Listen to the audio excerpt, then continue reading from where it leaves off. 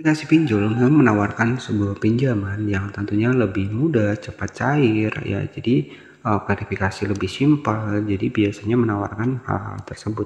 Tetapi kita juga harus paham. Nah, di sini kita akan bahas di bagian resiko dari Galbay di Bantu Saku, ya. Jadi Bantu Saku ini kalau kita cek di aplikasi dari Play Store, jika kita cari ya Bantu Saku di sini, kita bisa cek Bantu Saku, ya. Kita cari seperti ini. Jadi aplikasi ini memang jika kita cek di sini itu sudah terdaftar di OJK, teman-teman, ya.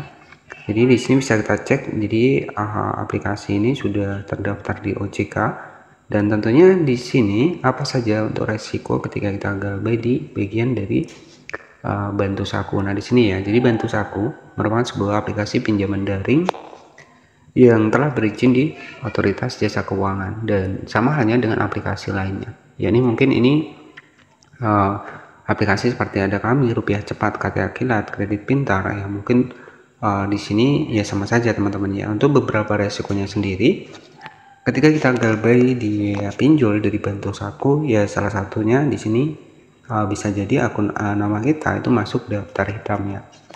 Seperti yang pertama, biasanya skor kredit kita juga akan jelek, kemudian masuk slik OJK, kemudian ya untuk resiko selanjutnya ya biasanya kita akan ditelepon nih, ya, akan mendapatkan informasi setelah misalkan jatuh tempo. Nah, biasanya kita akan mendapatkan teleponan, kemudian juga WA, SMS, nah, seputar pinjaman-pinjaman kita.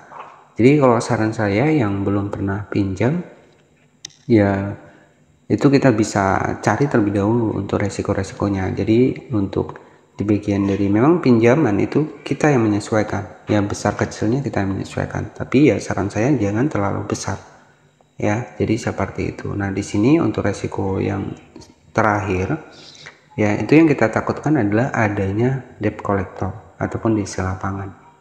Ya, itu pastinya tetap kebijakan dari perusahaan. Jadi kalau saran saya ya lebih baik sebelum meminjam ya kita harus memikir terlebih dahulu, ya. Jadi jangan sampai kita Galbay. Jadi beberapa resiko Galbay di Bantu Saku di sini.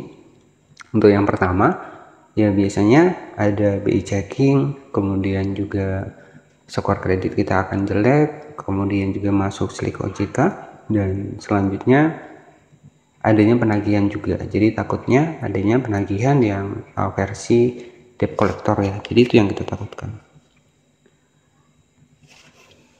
Jadi mungkin seperti itu saja yang bisa saya sampaikan seputar beberapa resiko dari Galbay di aplikasi dari Bantu Saku. Jadi bijaklah dalam meminjam, kita juga harus paham. Nah, ketika skor kredit jelek, kemudian nama sudah masuk slik OJK, nanti kalau kita misalkan pengen pengajuan pinjaman misalkan di bank, ya itu akan sulit karena juga akan terlihat di sana. Ya, seperti itu saja. Terima kasih dan selamat.